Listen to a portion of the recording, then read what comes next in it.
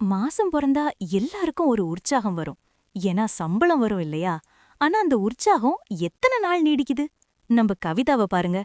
இன்னைக்கு தேதி 25. இன்னும் 5 நாள் ஓட்டணும். ஆனா பேங்க்ல இருக்கிற பேலன்ஸ் வெறும் 500 ரூபாய் தான். போன மாசம் இதே தேதியிலயும் இதே கவலை தான். அடுத்த மாசம் கண்டிப்பா சேமிக்கணும்னு நினைப்பாங்க. ஆனா 1ஆம் தேதி சம்பளம் வந்த உடனே அந்த எண்ணம் எங்க போகுதுன்னே தெரியாது. 25,000 ரூபாய் சம்பளம்.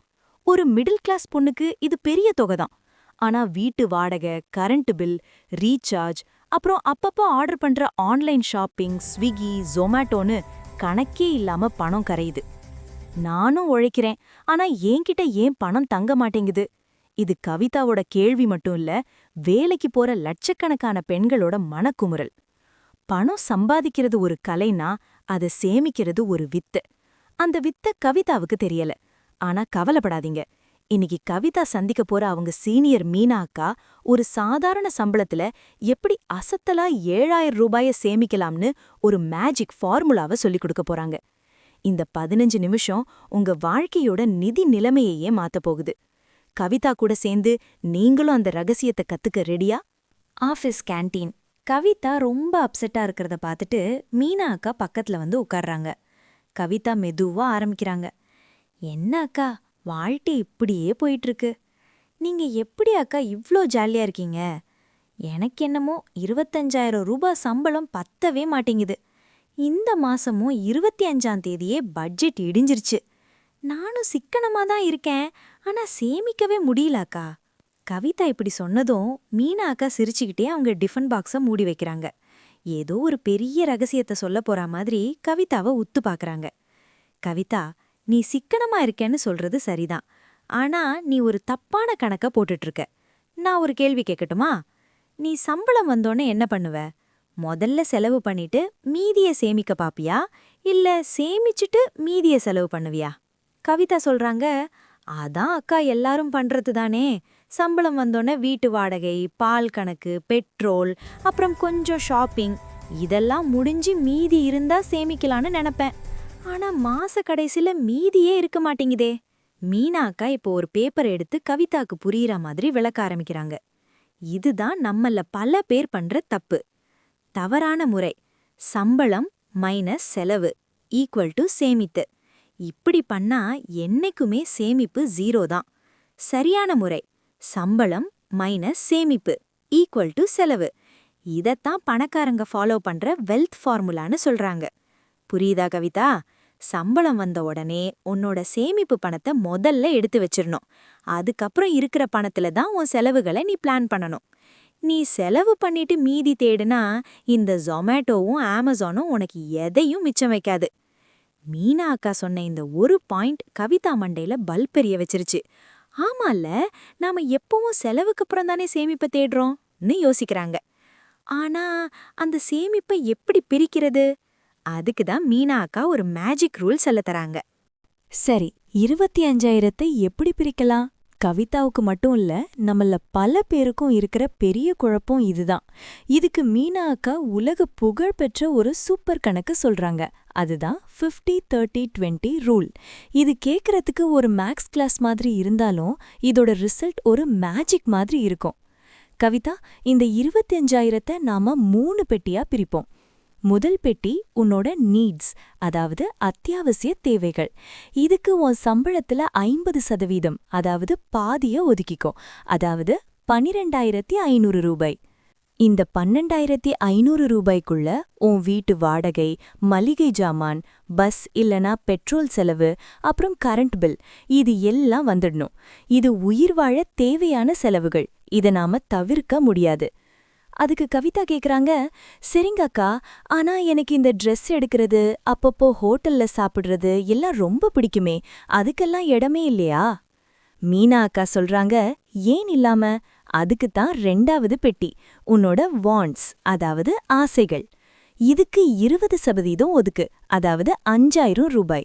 உன்னோட ஷாப்பிங், மூவிஸ், ஜொமேட்டோ ஆர்டர், அப்புறம் அந்த நெட்ஃப்ளிக்ஸ், அமேசான் பிரைம் சந்தா, இது எல்லாம் இந்த 5,000க்குள்ள தான் இருக்கணும். இதுக்கு மேல 1 ரூபா தாண்டினாலும் உன்னோட சேமிப்பு காலியாகிடும், பாத்துக்கோ. கவிதா இப்போ மெதுவா கணக்கு போட்டு பார்க்கறாங்க.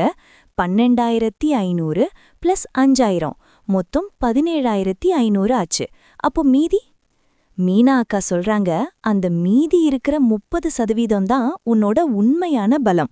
அதுதான் சேவிங்ஸ், அதாவது சேமிப்பு. 25,000ல 30%ங்கிறது 7,500 ரூபாய். இது நீ கையிலேயே வைக்கக்கூடாது. சம்பளம் வந்த உடனே இது தங்கத்திலேயோ ஆர்டி கணக்குலையோ இல்ல ஒரு எமர்ஜென்சி ஃபண்டுக்கும் மாத்திடணும். பாத்தீங்களா, கவிதா ஆரம்பத்துல 7,000 ரூபாய் சேமிக்க முடியுமான்னு தான் ஏக்கத்தோட கேட்டாங்க. ஆனா இந்த 50-30-20 கணக்குப்படி பார்த்தா முறையா செலவு பண்ணா 7,500 ரூபாய் வரைக்கும் சேமிக்க முடியும். கவிதா முகத்துல இப்போ ஒரு சின்ன சிரிப்பு வருது.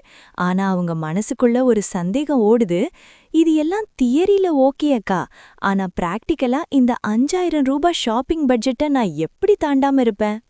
ரூல்ஸ் எல்லாம் போடுறது ஈஸி, ஆனா அதை ஃபாலோ பண்றது தான் கஷ்டம். கவிதாவுக்கு இப்போ 2 மனசு. இந்த ட்ரெஸ் பார்க்க அழகா இருக்கே, வாங்கலாமா இல்ல சேமிக்கணுமா? நம்ம எல்லாருக்கும் இருக்கிற அதே டவுட் தான் கவிதாவுக்கும் இருக்கு. அக்கா, இந்த கணக்கெல்லாம் பேப்பர்ல நல்லா இருக்கு, ஆனா நிஜத்துல இதை எப்படி மெயின்டைன் பண்றது? இதுக்கு மீனா அக்கா கொடுத்த அந்த 3 தங்கமான டிப்ஸ் இதோ. டிப் 1, கண்ணுக்கு தெரியாத அந்த சின்ன செலவுகள். முதல்ல மீனா அக்கா கவிதா கிட்ட கேட்டது, உன் ஆஃபீஸ் செலவு என்ன? தினமும் ஆஃபீஸ்ல பிரேக் எடுக்கும்போது குடிக்கிற ஒரு 20 ரூபாய் டீ, கூடவே ஒரு பிஸ்கெட் இல்லனா வடை ஒரு 20 ரூபாய். இது வெறும் 40 ரூபாய் தானேன்னு தோணும். ஆனா கணக்கு போட்டு பாருங்க, மாசத்துல 25 நாள் வேலைக்கு போனா டீக்கும் ஸ்நாக்ஸுக்கும் மட்டுமே 1000லிருந்து 1,200 ரூபாய் செலவாகுது. இதுல அந்த சில்லற செலவுகள், தேவையில்லாம வாங்குற சாக்லேட், இதெல்லாம் சேர்த்தா 1,500 ரூபாய் அசால்ட்டா நிக்கும். வீட்ல இருந்தே ஒரு பிளாஸ்க்ல டீ கொண்டு போறது இல்லனா ஸ்நாக்ஸை வீட்ல இருந்தே எடுத்துட்டு வர்றது மூலமா மாசம் 1,500 ரூபாயை மிச்சம் பிடிக்கலாம். இதுதான் சேமிப்போட முதல் படி. டிப் 2, அந்த 30 டே மேஜிக் விதி. அடுத்தது இந்த ஆன்லைன் ஷாப்பிங் மோகம்.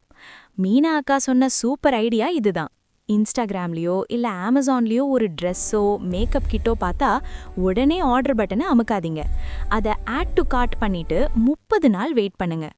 அந்த 30 நாள்ல அது உங்களுக்கு உண்மையாவே தேவையா இல்ல அந்த நேரத்து ஆசையான்னு உங்களுக்கே தெரிஞ்சிடும். 90% நேரத்துல ஒரு வாரம் கழிச்சு அந்த பொருள் மேல இருக்கிற ஆசை நமக்கே குறைஞ்சிடும். இதுக்கு பேரு தான் இம்பல்ஸ் பையிங்க தவிர்க்கிற வழி. Tip 3, automatic savings. யோசிக்காம சேமிங்க. 3வது டிப் ரொம்ப முக்கியமானது. பணம் கையில இருந்தா தானே செலவு பண்ணுவோம்.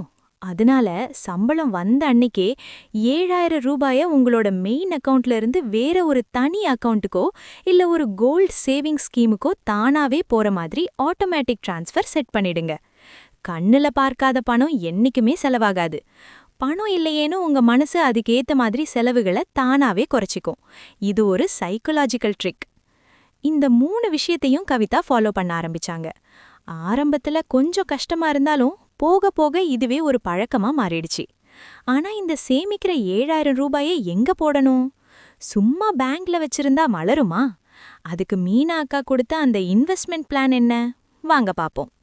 எங்கே முதலீடு செய்வது? பணத்தை வேலை வாங்க கற்றுக்கொள்ளுங்கள். சேமிக்கிறது மட்டும் போதாதுங்க, அந்த பணத்தை வளர்க்கவும் தெரியணும். அக்கா, நான் கஷ்டப்பட்டு மிச்சம் பண்ற இந்த 7,000த்தை அப்படியே பீரோல வச்சு பூட்டி வைக்கவா அப்படின்னு கவிதா கேக்குறாங்க. அதுக்கு மீனா அக்கா சொல்ற பதில், வேண்டவே வேண்டாம் கவிதா. பீரோல இருக்கிற பணம் என்னைக்குமே வளராது. அதுக்கு பதிலா அந்த பணத்தை உனக்காக வேலை செய்ய வைக்கிறோம். அந்த 7,000த்தை எப்படி 3ஆ பிரிக்கலாம்னு மீனா அக்கா போட்டு கொடுத்த பிளான் இதோ. 2,000 ரூபாய் ரெக்கரிங் டெபாசிட், அதாவது ஆர்டி, பாதுகாப்பான வளர்ச்சி. முதல்ல ஒரு 2,000 ரூபாய உங்களோட பேங்க்ல ரெக்கரிங் டெபாசிட், அதாவது ஆர்டில போடுங்க. இதுல ரிஸ்க் எதுவுமே இல்ல. மாசம் மாசம் தானாவே உங்க அக்கவுண்ட்ல இருந்து பணம் போயிடும். 1 வருஷம் கழிச்சு வட்டியோட ஒரு பெரிய தொகை உங்க கைக்கு வரும்போது அந்த சந்தோஷமே தனிதான். இது உங்க எதிர்காலத்துக்கான ஒரு நிச்சயமான லாபம். 3,000 ரூபாய் தங்கம், அதாவது கோல்ட் சேவிங் ஸ்கீம். பெண்களுக்கு என்னைக்குமே ஆபத்து காலத்தில் உதவும் நண்பன் தங்கம்தான். மாசம் 3000 ரூபாய் அப்படின்னா வருஷ கடைசியில கிட்டத்தட்ட ஒரு 2 இல்லனா 3 கிராம் தங்க நகை உங்க கையில இருக்கும். சேமிப்புக்கு சேமிப்பும் ஆச்சு, ஆசைப்பட்ட மாதிரி நகையும் ஆச்சு. இது ஸ்மார்ட் இன்வெஸ்ட்மெண்ட். 2000 ரூபாய் அவசர கால நிதி, உங்கள் நிம்மதி. கடைசியா இருக்கிற 2000 ரூபாய ஒரு தனி சேவிங்ஸ் அக்கவுண்ட்ல எமர்ஜென்சி ஃபண்டா வச்சுக்கோங்க. எதுக்கு தெரியுமா? திடீர்னு ஒரு மருத்துவ செலவு வருது, இல்ல ஃபோன் ரிப்பேர் ஆகுது, இல்லனா ரிலேட்டிவ் வீட்டு விசேஷத்துக்கு போகணும்னா அப்ப போய் யார்கிட்டயும் கடன் கேட்க கூடாது. இந்த 2000 ரூபாய் தான் உங்கள அந்த நேரத்துல காப்பாத்தும். இது உங்க நிம்மதிக்கான நிதி. பாத்தீங்களா, 25,000 ரூபாய் சம்பளத்துல 7,000 சேமிக்கிறது மட்டும் இல்லாம அதை முறைப்படி முதலீடும் பண்ணியாச்சு. இப்போ கவிதாவுக்கு பயம் இல்ல, ஒரு தெளிவு கிடைச்சிருக்கு. ஆனா இந்த மாற்றத்தால கவிதாவோட வாழ்க்கையில அடுத்த 6 மாசத்துல என்ன நடந்துச்சு தெரியுமா? வாங்க வீடியோவோட கடைசி பகுதிக்கு போகலாம். 6 மாசம் ஓடிடுச்சு. இப்போ கவிதாவோட நிலைமைய பாருங்களேன். அன்னிக்கு தேதி 25ன பயந்த கவிதா இன்னிக்கு இல்ல. இப்போ அவங்க கையில மாச கடைசியில வெறும் 500 ரூபாய் இல்ல, அவங்களோட சேமிப்பு கணக்குல பல ஆயிரங்கள் இருக்கு. பட்ஜெட் போடுறது அப்படின்னா நம்ம ஆசைகைய அப்படியே மொத்தமா அடக்கி வச்சுக்கிட்டு கஷ்டப்பட்டு வாழ்றது கிடையாது. பட்ஜெட்டுங்கிறது நம்ம பணத்தை நாமளே கட்டுப்படுத்துறது. பணம் எங்க போச்சுன்னு தேடுறதை விட பணம் இங்கதான் போகணும்னு நாமளே அதுக்கு வழிகாட்டுறது தான் புத்திசாலித்தனம். நம்ம கனவுகள் பெருசா இருக்கலாம். ஒரு சொந்த வீடு வாங்கணும், கார் வாங்கணும், இல்லனா நம்ம பெத்தவங்கள நல்லா பாத்துக்கணும். இது எதுவா இருந்தாலும் அதுக்கான முதல் படி இந்த சின்ன சின்ன சேமிப்பு தான். கவிதா மாதிரி நீங்களும் மாற ரெடியா? இன்னிக்கே ஒரு நோட்டு எடுங்க. உங்க 25,000 ரூபாய நீங்க எப்படி ஆளக்கோறீங்கன்னு இன்னிக்கே முடிவு பண்ணுங்க. ஆரம்பத்துல இது கொஞ்சம் சவாலா இருக்கலாம். ஆனா ஒரு 3 மாசம் இத நீங்க சரியா செஞ்சிட்டீங்கன்னா அப்புறம் நீங்க தான் உங்க பணத்துக்கு ராஜா. இந்த வீடியோ உங்களுக்கு பயனுள்ளதா இருந்தா உங்களைப் போலவே உழைக்கிற உங்க தோழிகளுக்கும் குடும்ப உறுப்பினர்களுக்கும் இதை ஷேர் செய்யுங்க. ஏன்னா ஒரு பெண் பொருளாதார ரீதியா சுதந்திரமா இருக்கிறது தான் அந்த குடும்பத்துக்கே பெருமை. உங்க பட்ஜெட்ல உங்களுக்கு இருக்கிற சந்தேகங்களை கீழே கமெண்ட்ல சொல்லுங்க, நான் அதுக்கு பதில் சொல்றேன். இதே மாதிரி இன்னும் பல சுவாரஸ்யமான மணி டிப்ஸ் தெரிஞ்சுக்க மறக்காம நம்ம சேனலை சப்ஸ்கிரைப் பண்ணிடுங்க. முயற்சி செஞ்சா முடியாதது எதுவுமே இல்ல. அடுத்த ஒரு சூப்பர் வீடியோல உங்களை சந்திக்கிறேன். அதுவரைக்கும் சேமிப்போம், உயர்வோம். நன்றி, வணக்கம்.